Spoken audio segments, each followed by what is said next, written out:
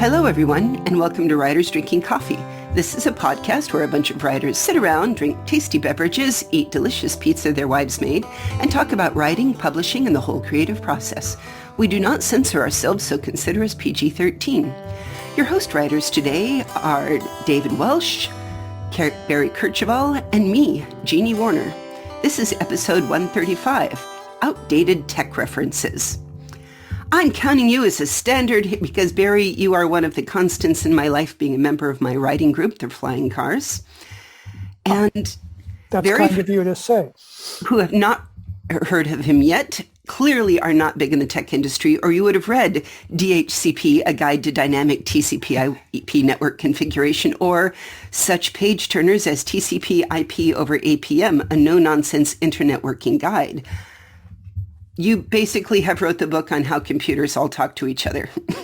I've written the book. I've written some of the books. Some of the books. It counts. And you brought up a great question on email that started all this, saying, what technologies have changed that made older stories seem quaint or even incomprehensible? And I'm going to add, by today's youthful audience or anybody under the age of 30, for instance. Tell me about, read off the example that kind of got you thinking on all of this. Well, the first example that began the whole thing was I was listening in the car to a previous Writers Drinking Coffee episode where you were talking about great first lines of various works of this most excellent literature. First lines are hard. And I kept expecting you guys to come up with the first line of William Gibson's famous Neuromancer, which is, the sky above the port was the color of a television tuned to a dead channel, which is a lovely evocative sentence. It sort of sets the tone for the whole book. But it occurred to me that basically anyone under 30 has never seen a TV turned to a dead channel with this gray static going on. Modern digital TVs, if there's no signal, they just either go to solid blue or black, and sometimes put up the words, no signal. I'm a little comforted that there is still the ability they still have to, by law, have broadcast television. So there are a few people that said, good Lord, who can afford the ridiculous rates that Xfinity and some of the others charge? Well, yeah, but it's digital. Right. No, not necessarily. My mom bought a set of rabbit ears just this last week. They are still for sale. They still exist, and they still hook into your television. Right, but the signal is digital. Yeah, I think former UHF TV broadcasting has been discontinued since, I think, 2001, if I'm not mistaken, which I probably could be. But I could be mistaken too. I don't know for sure that it's broadcast digitally, but well, when I go put my mom's rabbit ears up and attach them to some sort of antique TV, which probably she already has waiting by the side of the road because mom's that sort. I feel like, we'll go around and I will try to find the dead channels and find out what color are they really? Are they still kind of that gray, tiny pixelated black and white, with that constantly swirling mistiness or not? Right. Or even the rainbow channels of, this is off, or remember the emergency broadcast channels? Yes. Yeah. And let's see, what's another one? The whole idea of Snow Crash by Neil Stephenson was inspired by one of his Macintosh programs crashing and then writing random garbage into the bitmap. So he got basically snow all over the screen. Which was essentially what the static from a dead signal was. Exactly. Yeah. Well, I think... I was contemplating this. You have, for those people that are still on some kind of DSL, you can have signal interruption and signal noise that way. For instance, if you have splitters, I remember when I got my condo in 2003, which some jerk pointed out was like nearly 20 years ago. But I had a line splitter for my television, and then a line splitter for my phone, and then a line splitter, another one that led And off to my if you were modem. stealing cable and had a lot of splitters, it got really bad. So there is some room for signal noise that way, but only for really cheap bastards like me. Well, is there a reason we're focusing on this one particular technology? Oh, no, we're just starting there. We can go anywhere, but, we don't Okay. want to lose everybody. Well, I wanted to point out that there's a difference between quaint and incomprehensible, which were the two descriptions used in the introduction there. So I think there's a lot that could be considered quaint, but for it to be incomprehensible, there really has to be some kind of a real, like a whole generation gap since the technology has been used, Right. or since it's been seen by kids on shows or whatever. I think it's heading that way, though. I mean, if you looked at anything under, let's just say 25 and under set, who are the next generation of readers, etc., would they get it? Or would this just be one of those things like there's references in really old books that we read? I wonder if we're even conscious about the fact that we didn't quite know what they were. Well, when I was young and reading, I read a lot when I was young, and there was a lot of stuff I didn't understand. And for the most part, if I didn't feel like looking something up, I would just ignore it and go on. And if it proved important to the plot later on, I was kind of stuck, but it wasn't necessarily. Right. Yeah, I hear. And Barry, you were remembering something about TV shows like set in 2005. Like, what a crappy phone they have there. Yeah, right. Or science fiction TV shows or movies that have a giant computer in the background with tape reels going back and forth. And, who uses magnetic tape anymore? Well, I loved that the movie Hidden Figures, for instance, had that big, enormous room full of IBM counting machine. And the adventure was, well, there it is. What precisely do we do with it until somebody womaned right up and RTFM'd, as it were? Right. Yes, which goes to prove that people have not loved reading manuals ever. So, well, most people, I loved reading manuals, and that's how I was able to do a lot of stuff that seemed like magic to my cohorts. Mm. I didn't read manuals so much as, let's just say it with me, man pages. It's fun to say, and was even, how did you become a grepping queen? And right. Once you learn how to grep, you learn how to do some basic queries, and there you are suddenly snorting. And I wish it sounded better instead of just dirty, but... No, you don't. Yeah. And it was all very sexist because there were no woman pages. Yeah, I did mind that a little bit, but the girl pages were going to be in a whole different section of the internet at the time. So, right. Now, that still goes back to I think we've talked about the topic before, but it never hurts to bring it up again.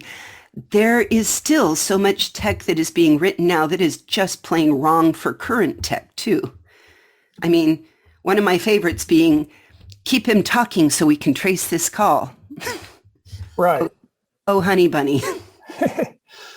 Or the famous zoom in and enhance on various forensic shows. You just can't do that. If the information's not there in the bitmap, you're basically screwed. And I feel like that's a lie that we've all bought into wholeheartedly. Like we want it to be real, that you can, oh yeah, I'm just looking over his shoulder and reading that secret note that Dave picked up off of his monitor. But right. You can't. If the data's not there, you can't zoom in and see it. And all of the artificial intelligence in the world is kind of just a great big bag full of if-then statements, right? Right. You can get, I'm sorry, go ahead. You can get a little bit of extra definition with various tricks and some AI, but only a little bit. You can't zoom in on a 6-pixel wide license plate and read the numbers, for instance. Yeah. Yeah. You mean you can't extrapolate what it has to be? Well, no. May have rounding in the letter somewhere. Could be a number. Can't be sure. Right. I could see that. Well, we were thinking about if they were writing about networking, as you put, before 1995. You have Asimov's Multivac. But yes. I wrote that down here in my notes. One interesting thing about Multivac was that it was supposedly really, really huge enough to have corridors and rooms inside it.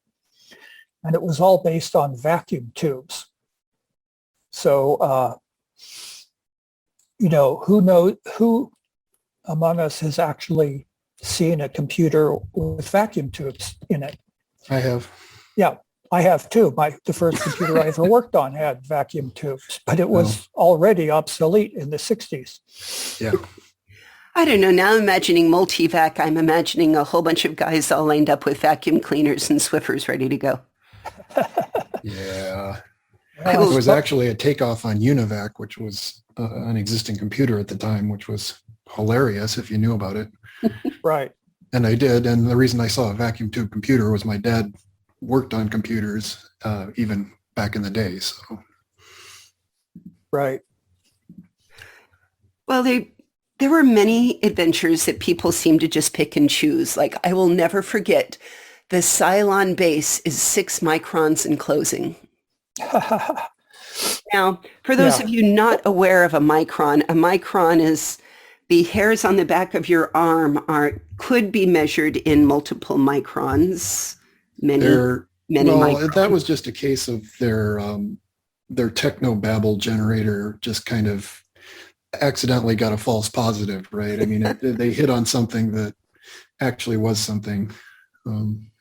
Technobabble is fun, though, in its own way. Yeah, I mean, I think that we always need a new beryllium sphere and possibly any of the other tube-like synchronizers.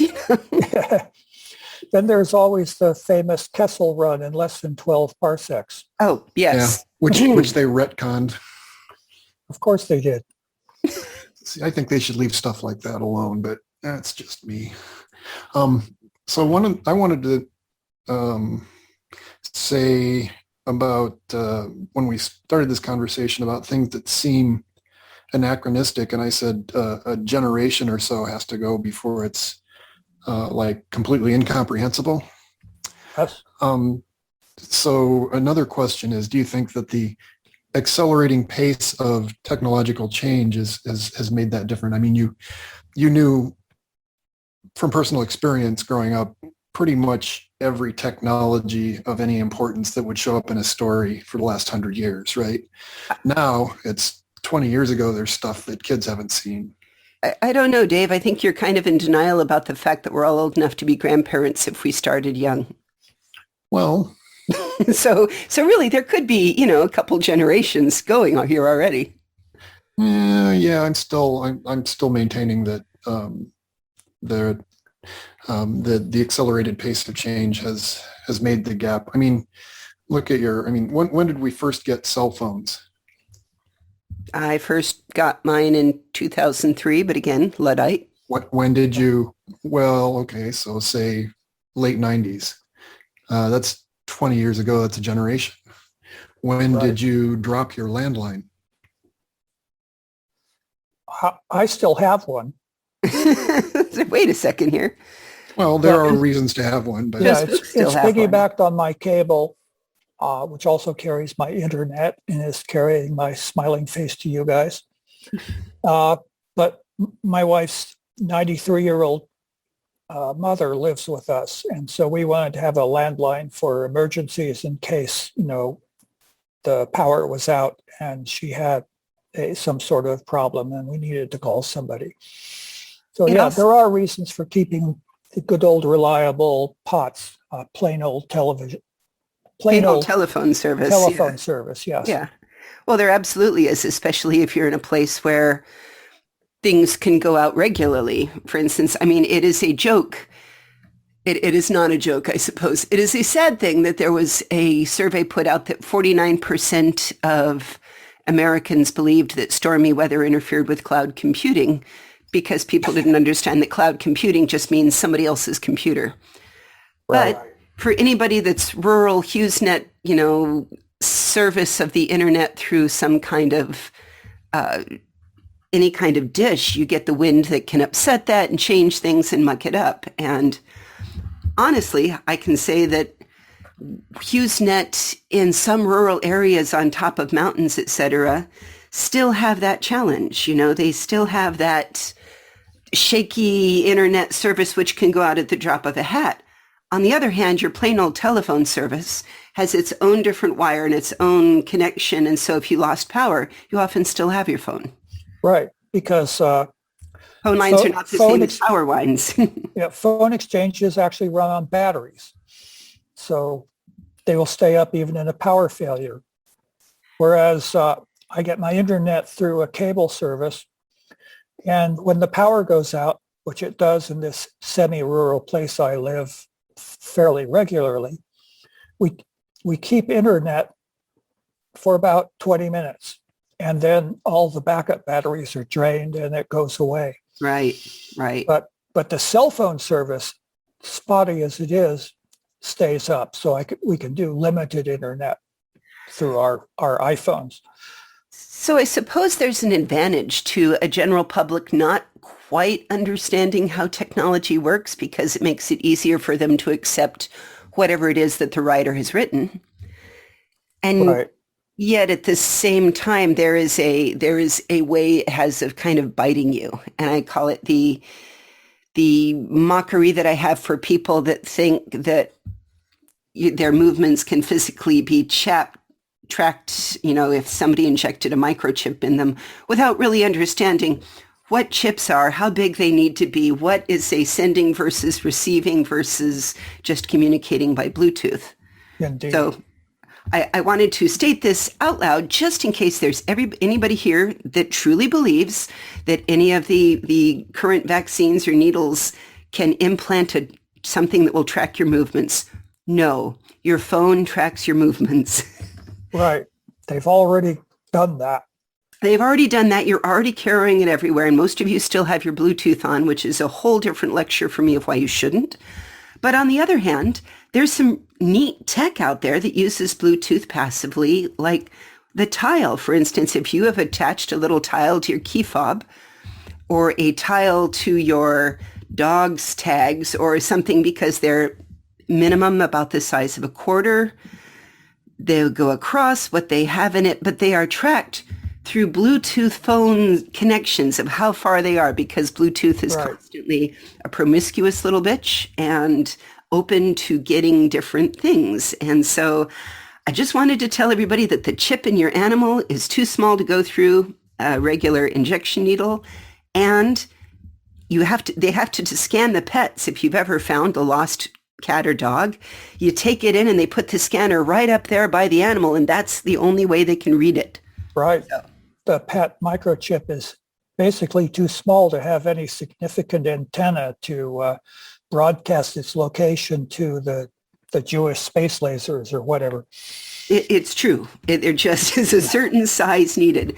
So also, if you out there are writing a story based on this kind of microchip, we like thinking of, remember the microdots that some of them were like, yeah, we're going to track this drug shipment, but what they attach is actually much bigger than a lot of people think. It's a different scanner, different technology, size of a quarter, you slip it in, and again, Bluetooth. So Bluetooth is a magic way they have of, it's so ubiquitous through both Android and iPhones. It's the same technology.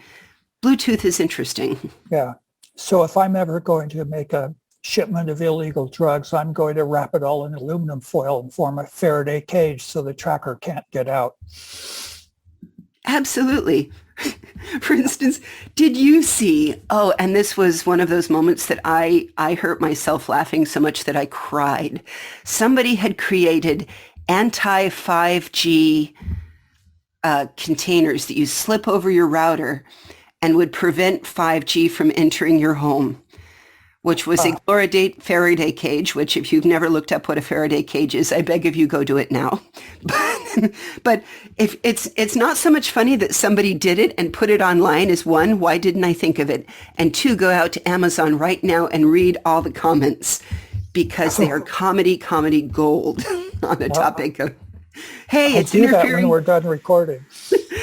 It's interfering with my Wi-Fi. I don't know. It stops the 5G, but it interferes with my Wi-Fi. I just don't like this product. Which is like, and the whole point of how many hundreds of people bought it was like, so I could make money scamming people with stupid shit on Amazon, which does precisely what it advertises. It does prevent 4G and 5G and 3G. And if you want something that prevents all that, I can make you something that'll do that. This reminds me of the audiophile market, where various people who are searching for the most ultimate, best, excellent sound reproduction go out and buy amazingly absurd things like specially treated stone slabs to put their turntable on, or platinum bricks to put on top of your amplifier to smooth out the highs or whatever. So I thought I would write a parody of this with superconducting speaker cables that needed oxygen-free liquid nitrogen to keep them Did you write it? going. No, I did some research on it, and I decided I couldn't make it absurd enough to actually be funny. Well, from something they taught us, if you ever think music degrees are not useful, you get a lot of information about sound waves and about the different metals that conduct sounds differently. For instance, brass conducts a very large overtone series. And the more precious the metal, as you get towards the silver and then the gold and then the platinum, actually decrease the overtone series rather than increase it, which is why you have Jean-Pierre Rampal has a golden head on his silver flute, because in a flute, you want the exact purity of the note. You don't want the big warm sound that you get out of a brass section, like, let's just say a tuba or a trombone, but you get something that's very, very precise, which is why they use some gold precious metals in the components for speaker sound, because there is it conducts exactly what it's supposed to and doesn't add to it. However, and this is the big however, putting a big lump of platinum, first of all, you couldn't lift it because that is stunningly heavy. If you think of a platform, maybe a foot square, I couldn't lift it. Right. And it's astoundingly expensive, which makes it attractive to audiophiles. Yes, the sheer cost of it shouldn't be an indication of quality. Sometimes it's merely an indication of what they can get you to play for. Right. And the example I was thinking of might actually be tungsten instead of platinum, which is there you go. More affordable. On the other hand, you can look on the periodic chart to see, and assume that as you go one direction, the signal gets more pure and it really, removes the overtones. But what is sound in music but overtones in its own way? People love the violin because of the overtones. Right. They love. And I wanted to mention that, brass versus woodwinds have an entirely different overtone series. They do. And you're a bass player, so understand that string theory, and by this we don't mean cosmological truth, but we mean the vibration of actually physical metal strings. Exactly. Or even nylon or catgut, whatever you want. They have the same theory, and the reason that people can go from one stringed instrument to another is the general theory of changing notes by the overtone series is consistent across whatever material you choose. Right. I should probably mention that I'm ABD in music, all but degree. Exactly. I was one credit short of a dual major in computer science and music. There were in my school a lot of our music majors that also were in computers and engineering. They said it was the only other major that they really respected for the sheer amount of time spent working at the individual degree and craft. Right. I may be weird, but I actually like the music theory courses. Mm-hmm. Theory's great. Yeah, Now, and it helps with the bass playing. and now I was going to think about, when I was starting to think about all of these, what is obsolescence and what is not obsolescence? And part of me went to my favorite idea of caper movies, because when we watch all of the caper movies, you see what is old security tech, new security tech. Part of it is remembering how people once upon a time might listen to hear the clicks of a tumbler's falling, but they don't anymore. I really wanted to do a shout out for Patrick McLean's book, The Soak, which it started with a positive idea of here's a guy who's retired, living in Sonora. Okay, not living in Sonora, but now I'm thinking of you, Barry Mitz. If you had been the expert on armored car theft, people don't steal from armored cars anymore. There's no point. Why would I do all of the life and limb risking of trying to break and get shot into an armored car when I could sit at home and learn how to hack into a bank account? But what they need is a very special circumstances where they do need to steal an armored car. But kids today don't know how to do that.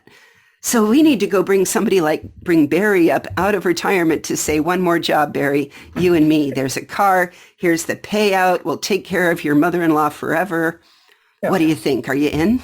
Yeah, perhaps the armored car has a thumb drive with the keys to enable the wire transfer of the whole bank's assets to our account in the Cayman Islands. There could be a lot of interesting pieces on that. I am hoping that I am dying to have, I know that the journalist working on the Panama Papers, I think they were murdered recently, but it still doesn't change the opportunity to, man, they should have, the minute if I were going to crack some major international third-party island tax shelter where billionaires were keeping all of their money, the first thing I would do is hire a lot of protection. And the second thing I would do was get my published book out as early as humanly possible. You want that horse out of the barn. Right. So that nobody thinks I can just go back and, lock the door and shoot the horse keeper in here. So hear me out there. If any of you are working at cracking these others, publish quickly. Do not wait for perfection. Just publish it. Right. There's a point where you just shoot your manuscript in the head and send it to the agent. Yes, or this might even be something I self-publish to say, let's get this out on Amazon and everywhere else and pay Simon & Schuster to publish me, etc. I might do that just to protect my own life, because it's not like hey, here's the proof I have, and if you kill me, a copy of this it's a similar idea. Yeah. Well, we seem to have strayed from the ostensible topic of this edition of the podcast. Outdated technical references. Do we right. Give me a closer that you think is perfect for. Well, I was thinking about computer storage. Yeah. And Asimov had a thing called a book film, and Frank Herbert had one called a film book. And in my mind, these were always some sort of microfiche, which is basically images of pages of text on basically film, but very, very tiny. And you had to use a special magnifying device to project it onto a screen, and then you could read it. And, I don't think anyone in the last 20 years has ever even heard of it. So you read the 1965 Frank Herbert story with the film books in it, and you go, what the hell is that? I don't know. There is something for me that has been kind of fun, that was like, it was old and it was obsolete and then it was new and now it's real again. You hear me out. So once upon a time you had David Gerald's The Crystals from Land of the Lost, that, they made things and did things and you moved around in an incomprehensible way. And maybe they were information and that it could have taken somewhere else, but how would you play this alien technology? And in the same way, if you look back 50 years, 70 years, if I handed a kid a great big old 5.5-inch floppy disk or a bunch of cards, what would it take for them as an adventure to figure out how to play it? My. There you go, because it's, Right. You hand somebody a punch card and you're like, do you know what this is? Do you know what this is? Well, it would probably be fairly easy to figure out that it's storing information. But trying to actually read the information, assuming the cards don't have the characters printed across the top, like some card punches did. This end up? Yeah. No, they'd actually have the characters of your program encoded across the top if you had the right kind of key punch. And an IBM 029 would do it, for instance. But then if you duplicate your program deck, you get basically completely blank cards and who knows what's in them. Oh, and there were two different IBM key punches, an 027 and an 029. And I discovered they were not compatible the hard way. Of course they were. I wonder if, I don't remember precisely, help jog me. Right now, my bitch at Apple is the constant swapping of interfaces. I mean, at least it seems like they've sort of settled a little bit on USB-C for a while, but the fact that I'm sitting here staring at a dongle that has like 5 different interfaces all plugging into one. Oh, yeah. I went through a box of miscellaneous cables the other day, and I found, I think, at least 4 different iPhone charging cables, all with, different interfaces.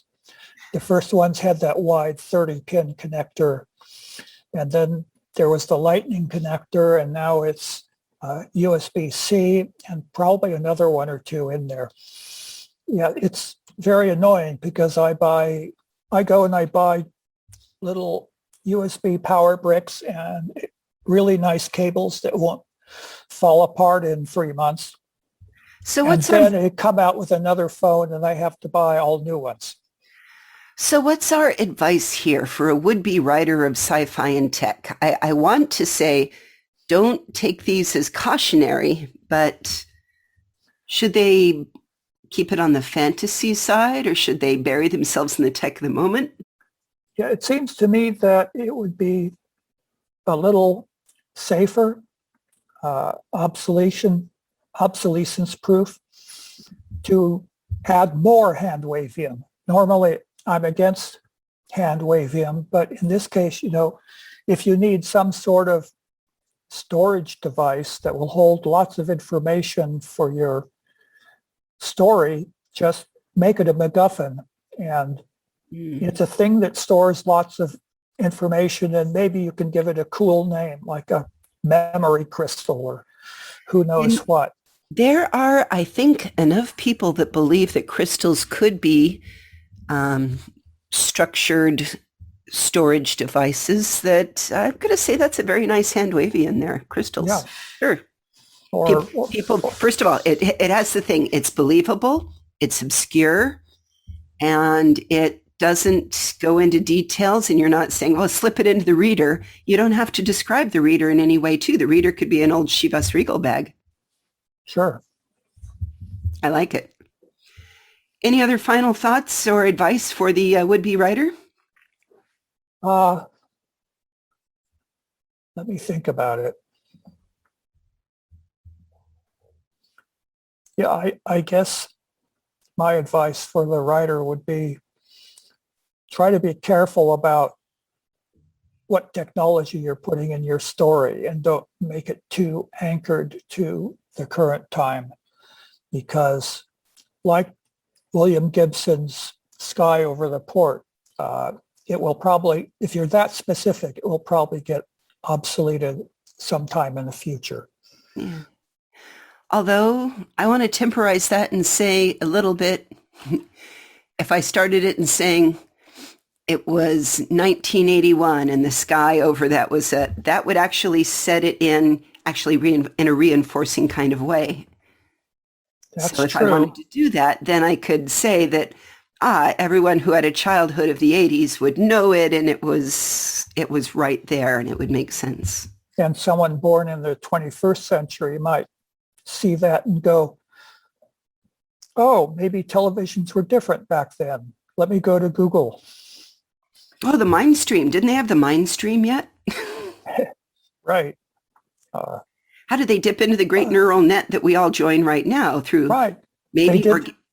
They didn't have Bluetooth neural implants? What kind of primitive weirdos were these?